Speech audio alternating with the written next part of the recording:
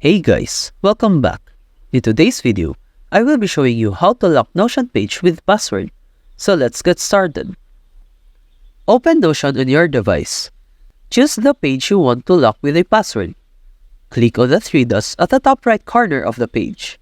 Select Lock Page from the drop-down menu. Confirm the action to lock the page. Once locked, you won't be able to edit anything on the page until you unlock it. To unlock the page, click on the lock icon again and confirm the action. Alternatively, you can set a password for your Notion account by going to Settings and Membership. Under your account settings, locate the Set Password option. Enter your desired password and confirm it. Click on Set Password to save your changes. Make sure to include a letter in your password. To remove the password, simply click on Remove Password and confirm the action. If you have made changes to your password settings, click on Update to apply the changes. After restarting Notion, you'll be prompted to enter your password to access your account.